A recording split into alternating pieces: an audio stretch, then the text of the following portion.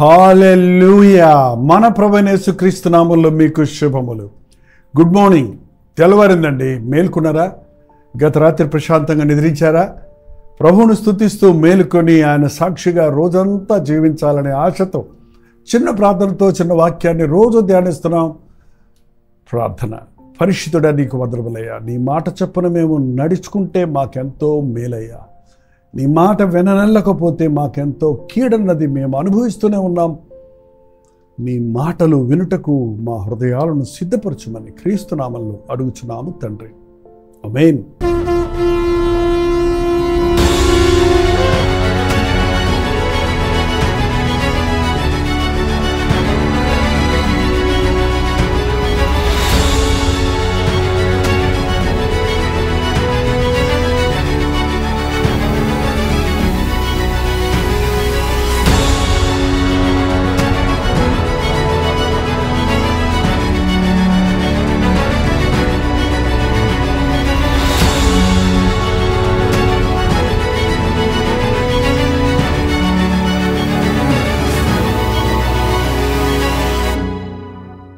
బాధగా ఉంది కదండి. రాజుల చరిత్రలు వింటుంటే భయమేస్తుందా?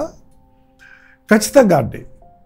దేవుడు ఎంతగా ప్రేమించినా, ఎంతగా ఆశీర్వదించినా, ఎన్ని అవకాశాలు ఇచ్చినా, ఎన్ని రీతులుగా తన సేవకుల ద్వారా, వాక్యం ద్వారా, పరిశుద్ధాత్మ ద్వారా ఈ రోజుల్లో మనల్ని హెచ్చరిస్తున్నా, గద్దిస్తున్నా, ముందుకి తిరిగి దేవుని మాట విననొల్లని వారి పరిస్థితి ఎంత ఘోరమో ఇహమందే కాదండి, ఈ లోకంలో ఘోరంగా నీచంగా చావటమే కాదు, నిరంతరం ఉండే అగ్ని గంధకములతో మండే గుండములో పలుపు పొందుతారు.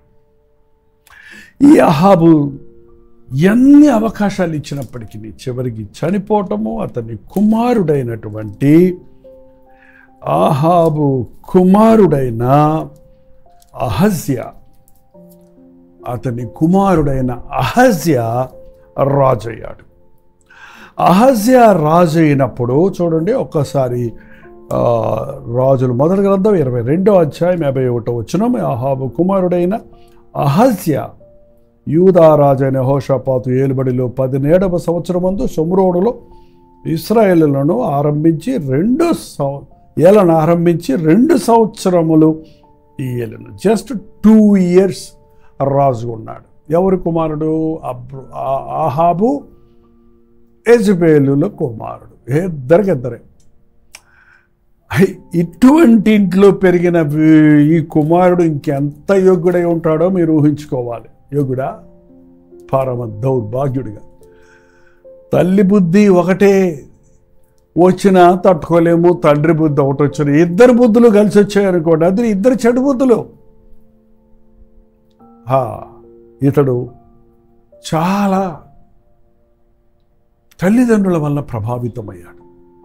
మీకు తెలుసండి, మీరు వివాహమైన తర్వాత ఇంకా భార్యాభర్తలుగా దేవునికి భయపడకపోతే, దైవభయములో మీ బిడ్డలను పెంచకపోతే, వారి కొరకు మీరు రాజ్యాలు కట్టించిన, ఆస్తులు పోగు చేసి ఇచ్చిన, పెద్ద పెద్ద చదువులు చదివింపు చేసిన, ఎన్నో ఆర్భాటాలు చేసి ఎంతో ఖర్చు పెట్టి వారు వివాహాలు చేసిన మేలు జరగదండి. బిడ్డలకు దైవ భయాన్ని ఇవ్వండి. బిడ్డలకు దేవుని మీద విశ్వాసం కలిగినట్లుగా చెయ్యండి. మీ బిడ్డలు ఈ లోకంలో కాదు, పరలోకంలో గొప్పవారిగా ఉండాలని ఆశించండి. జబదేయ కుమారుల తల్లి తన 2 కుమారులు తీసుకొచ్చిన బిడ్డలిద్దరు పరలోకంలో నీ కుడి పక్కన ఒకరు, ఎడం పక్కన ఒకరు కూర్చొనే భాగ్యం ఇమ్మని అడిగింది చూసారా? పరలోకంలో గొప్పవాడిగా నిరంతరము జీవించే రాజ్యములో మన బిడ్డలు యోగ్యులుగా ఉండాలనే ఆశ కాకుండా, తాత్కాలికమైన ఈ లోకంలో ఏదో సాధిస్తారంటే, వారికి ఎన్ని నీవు సమకూర్చినప్పటికీ, నీవు సంపాదించి పెట్టిన ఆస్తులంతా సంవత్సరాల తరబడి నువ్వు పోగు చేసిన వాటిని 10 రోజుల్లోనే ముగిస్తారు.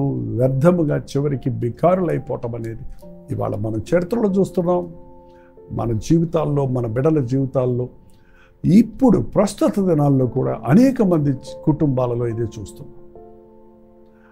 తల్లిదండ్రులైన తర్వాత మీరు మీ బిడ్డలకు శాపగ్రస్తులుగా మారితే అంతకంటే భయంకరమైనది ఇంకేమైనా ఉందండి? మనం బ్రతికే మన బిడ్డల కొరకే అంటారు కదా. నీ బిడ్డ బాగుండాలంటే నువ్వు సరిగా ఉండాలి. నీవు పశ్చాత్తాపడాలి. ఇంటికి యజమానువైన తండ్రి ప్రభావం బిడ్డల మీద ఎంతో ఉంటుంది. తల్లి ప్రభావం చెప్పనక్కర్లేదు. తల్లిని పోలే బిడ్డ అంటారు చూడండి. నీ స్వభావం నీ బిడ్డలో అలాగే కనపడుతూ ఉంటాయి. ఈ అహజ్యా చాలా ఘోరమైన నీచమైన స్థితిలో జీవించాడు. ఆ షోమ్రోను పట్టణంలో ఉన్నాడే కానీ ఏ బాధ్యత లేనివాడిగా ఉన్నాడు. తన బలహీనతను గమనించిన మోయాబీయులు ఇతని మీదకి దండెత్తిచ్చారు. మోయాబీయులు వచ్చినప్పుడు వెళ్ళి పోరాడాలి కదా, ఇతనికి పోరాటమే లేదు. అన్నీ సమకూరున్నోడికి పోరాటం ఎందుకు? అన్నీ నీకు సమస్తము అందరు ఇచ్చినప్పుడు నీకు విశ్వాసం అవసరం లేదు, నీకు శ్రమ అక్కర్లేదు, నువ్వు పోరాడనవసరం లేదు. కాబట్టి యుద్ధంలో పోరాడక దాక్కోవడానికి ప్రయత్నించి మేడ మీదకి వెళ్ళి దాక్కోవడానికి ప్రయత్నించి కిటికీలో నుంచి కింద పడిపోయి జబ్బును పడి మంచాన పడ్డాడండి. అయ్యో, ఆ మంచం మీదే పడి ఆ జబ్బులోనైనా, ఆ కాలు ఇరిగిపోయినప్పుడైనా, ఆ రోగం వచ్చినప్పుడైనా, ఆ మూలుగుతూ పడుకున్నప్పుడైనా ఊర్ధ్వదృష్టి ఉండాలి కదండి మనుషుడికి. మనం బాగున్నప్పుడు ఇలా చూస్తుంటాం, పడక మీద పడుకున్నప్పుడు పైకి చూస్తాం కదా. పైన ఒక దేవుడు ఉన్నాడు, పైన ఒక ఆకాశం ఉంది, పైన పరలోకం ఉంది, దైవికమైన విషయాలు ఉన్నాయని గ్రహింపు కనీసం మంచమెక్కిన వారికి ఉంటుందండి. అందుకే చాలామందిని ప్రభువు మంచమెక్కిస్తానన్నాడు.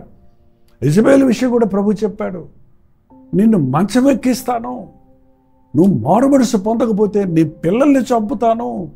ఏంటి ఎంత ద్రోహం, దేవుడు పిల్లల్ని చంపేస్తున్నారు అంటున్నాడు.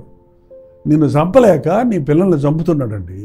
నిన్ను చంపితే నువ్వు నరకానికి పోతావు, నీ పిల్లల్ని చంపిన పరలోక రాజ్యం ఇలాంటి వారిది అన్నాడు కనుక చిన్నపిల్లలు చనిపోతే మీరేం బాధపడక్కర్లా, నేరుగా వారు దేవుని రాజ్యంలో, ఈ లోకంలో నీ పెంపకంలో చెడిపోయి నరకానికి పోవడానికి బదులు చిన్న వయసులోనే వారు తలరాజ్య వారసులుగా చేసుకుంటాడు.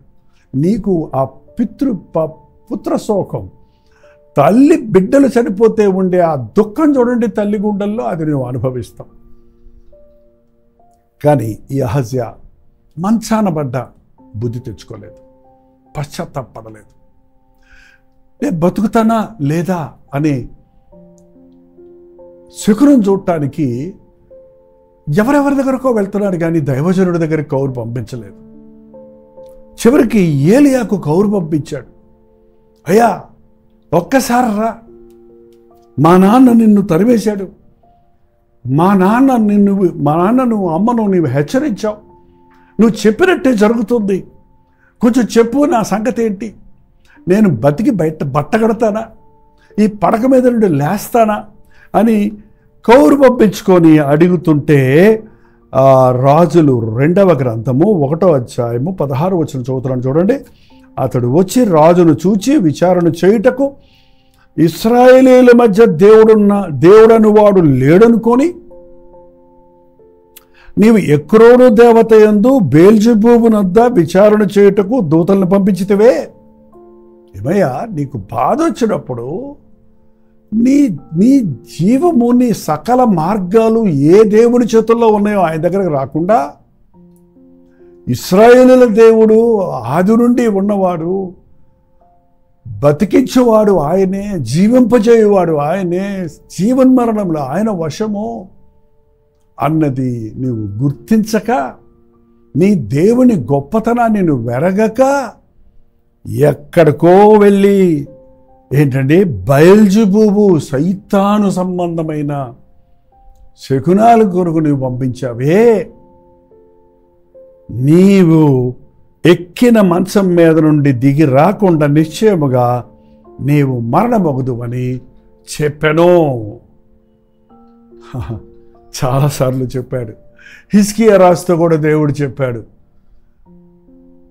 నీవు మరణమవుతున్నావు, నీ ఇంటిని చక్కబెట్టుకో ఆయన ముందుగానే చెప్పాడు. కానీ హిజ్కియా ఏం చేశాడో తెలుసా? గోడ తట్టు ముఖం తిప్పుకొని, అయ్యా నన్ను ఒక్కసారి జ్ఞాపకం చేసుకో, అయ్యా నన్ను జ్ఞాపకం చేసుకొని కన్నీటితో పశ్చాత్తాపంతో ప్రార్థించాడండి. వెంటనే దేవుని మాట తన సేవకుడి ద్వారా మళ్ళీ వచ్చింది, నీ కన్నీరు చూచాను, నీ ప్రార్థన విన్నాను, నీకు ఇంకా 15 సంవత్సరాల ఆయుష్ నేను పొడిగిస్తున్నాను. ఈ అహజ్యా, నీవు మరణమవుతావు, నువ్వు ఎక్కిన మంచం నుండి దిగవు అన్నప్పుడు, అయ్యా నా కోసం ప్రార్థన చేయి దైవజనుడా. అవును, నేను బహు ఘోరంగా దోషాలు చేశాను, నా తల్లిదండ్రుల పాపాలన్నింటి నేను ఇంకా ఎక్కువగా నేను చేశాను, నేను నమ్ముచున్నాను ఇశ్రాయేలు దేవుణ్ణి, నన్ను క్షమించదేవా అని ఒక్క మాట అనుంటే ఆయుష్ ఉండేదండి.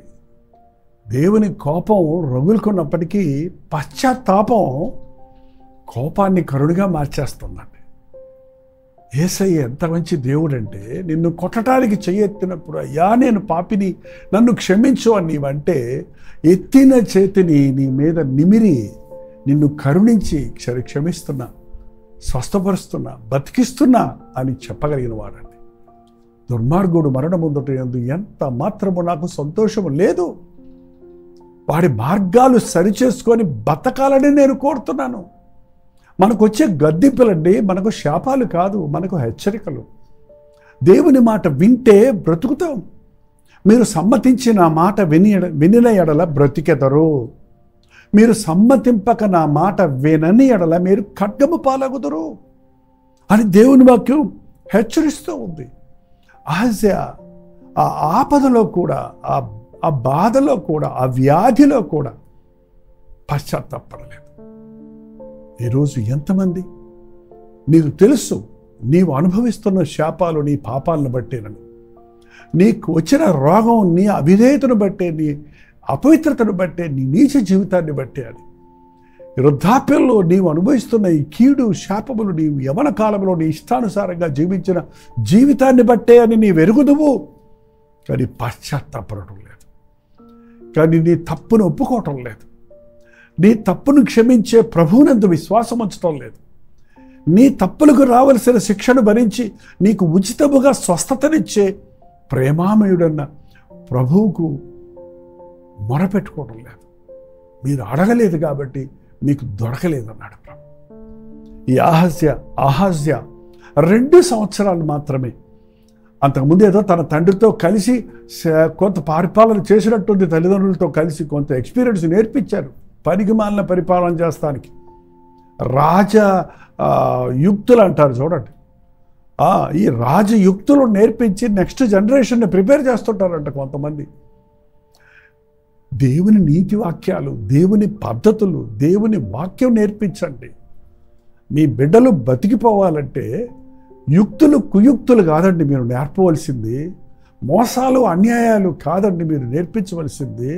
దుర్వ్యాపారాల్లో పాలుపప్పులు పొందినట్లుగా మీ బిడ్డలను కూడా చెడగొట్టుకుంటున్నారే, మీ వ్యవస్థను కంటిన్యూ చేయడానికి మీ బిడ్డలు చాలనుకుంటున్నారే, మీ శాపము వారి శాపము నూరంతలు వారి నెత్తి మీద పడ్డప్పుడు నాశనమైపోతారు. దేవుని ప్రేమ మనల్ని కనికరిస్తుందండి. ఏ ఒక్కడు నశించిపోకూడదని, ప్రతి ఒక్కడు రక్షించబడాలని ప్రభు కోరుతూ ఉన్నాడు. ప్రతిరోజు దేవుని వాక్యాన్ని వింటున్న ఈరోజు మీరు ఎలా జీవిస్తున్నారు? ఒక్కొక్క రాజు జీవితాన్ని చూసినప్పుడు ఏది ఒక్కడైనా తన మార్గాన్ని దిద్దుకున్నాడా, పశ్చాత్తాపడ్డా, శాపము కొట్టివేయబడినట్లుగా తన జీవితాన్ని దేవుని సన్నిధిలో ఒప్పుకున్నాడా, చెప్పుకున్నాడా? ఆహాబు, యెజెబెలు భయంకరమైన జీవితాలు జీవించి మరణించారు. అతని కుమారుడైన అహజ్యా రాజ్యం ఉంది, షోమ్రోను పట్టణం ఉంది, అధికారం ఉంది, కానీ ఏదీ సద్వినియోగపరుచుకోలేదు. సరిగదా? తన ముందున్న సవాలులను ఎదిరించుకోలేకపోయాడు. సరిగదా? మంచాన పడ్డప్పుడు కూడా పశ్చాత్తాపడకుండా, ఇంకా శకునాలు కోరుకుంటూ, ఎవడి సహాయమో కోరుకుంటూ, దేవుని సహాయాన్ని అర్థించకుండా ఈరోజున ఎంతోమంది అండి వైద్యుల సహాయం కోరుతున్నారు, అధికారుల సహాయం కోరుతున్నారు. మనుషుల సహాయం వ్యర్థమని బైబిల్ చెబుతుంది, నీకే తెలుస్తుంది. కానీ మనుషులను ఆశ్రయిస్తున్నారు, కానీ దేవునిని ఆశ్రయిస్తే ఏం మేలు కొదువు ఉండదన్నది గుర్తించడం లేదు. ఇప్పటికే మీరు మనుషుల మీద ఆధారపడి బతుకుతున్నారేమో. అబద్ధాల మీద ఆనుకుంటే మీరు పడిపోతారండి, అవి నిలబడవు. అన్యాయాలు కుయుక్తులతో బతికిపోతామంటే గోతులు పడిపోతారు, లేవలేరు, మంచాన పడిపోతారు. ఈ అహజ్యాన్ని చూసి బుద్ధి తెచ్చుకుందాం, పశ్చాత్తాపడదాం, మారు మనసు పొందుదాం.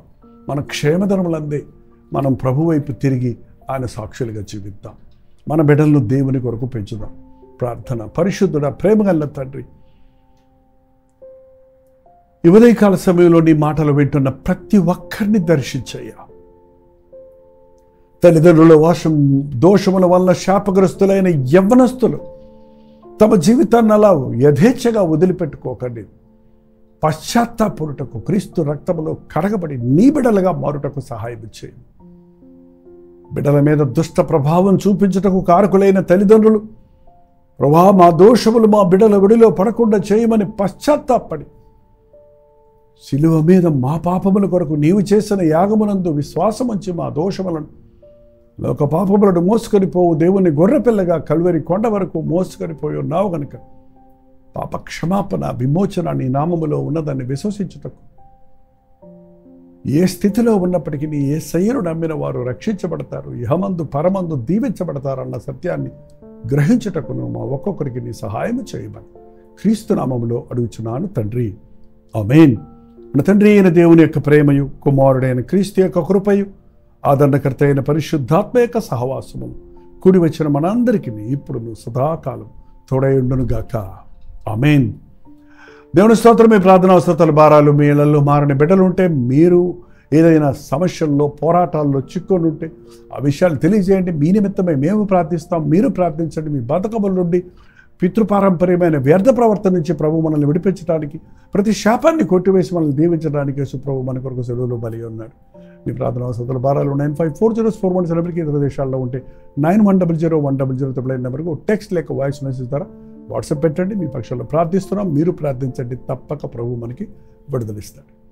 రోజుతమైతే మధ్యాహ్నం 3 గంటలకు హెచ్చరిక, అలాగే రాత్రి 9 గంటలకు కలబరి ప్రతి తొడిలో మళ్ళీ కలుసుకుందాం. అంతవరకు దేవుని మహాకృప మీకు తోడైండును గాక.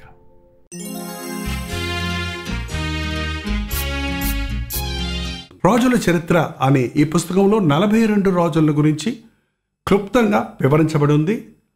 మొదటి దినవృత్తాంతాలు, రెండవ దినవృత్తాంతాలు, మొదటి రోజుల గ్రంథం, రెండవ రాజుల గ్రంథంలో ఉన్న 150 అధ్యాయాల్లో ఉన్న 42 రాజుల చరిత్ర ఓ చిన్న పుస్తకంగా మీకు సులభంగా అర్థం చేసుకోవడానికి అందుబాటులో ఉంది. కావలసిన వారు ఓ చిన్న విరాళాన్ని పంపించండి. ఈ క్రింద ఇవ్వబడినటువంటి ఫోన్ నెంబర్కి సంప్రదించండి.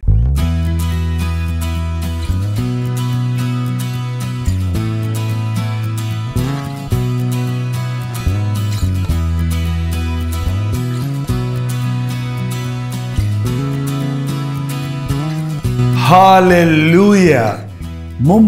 ముంబై పరిసర ప్రాంతాల్లో ఉన్న వారికి శుభవార్త. ప్రభు చిత్తమైతే మే 1వ తారీఖు ఒక ప్రత్యేకమైన గెట్ టుగెదర్ మీటింగ్ను మీ కొరకు ఏర్పాటు చేస్తున్నాం. కేవలం సాయంత్రం 6 గంటల నుంచి 10 గంటల వరకు జరిగే ఈ ఒక్క మీటింగ్కి ఖచ్చితంగా మీరు హాజరవుతారని, ముఖాముఖిగా మిమ్మల్ని చూడడానికి, వ్యక్తిగతంగా మీకు ప్రార్థించడానికి, దేవుడిచ్చిన సందేశాన్ని మీకు అందించడానికి చెన్నై నుంచి మేము ముంబై వస్తున్నాం. రండి, ఈ గెట్ టుగెదర్ మీటింగ్లో పాల్గొని దైవాశీస్సులు పొందండి. చిరునామా గమనించండి. Morning star English school, సయాన్, Dharavi, Mumbai. ఇంకా విషయమే మీకు వివరాలు కావాలంటే 8939393939 నెంబర్ మీరు కాల్ చేయండి, లేక వాట్సాప్ మెసేజ్ పెట్టండి. లింక్ మీకు పంపిస్తాం. రండి, మీ స్నేహితులతో, బంధువులతో రండి. ప్రత్యేకంగా ప్రార్థిద్దాం. ప్రభు సన్నిధిలో మన వ్యక్తిగత భారముల కొరకు, అనేకుల కొరకు విజ్ఞాపన చేద్దాం. దేవుని వాక్యాన్ని ధ్యానిద్దాం. పాల్గొనండి, దైవాశీర్వాదాలు పొందండి. తప్పకొస్తారు కదా.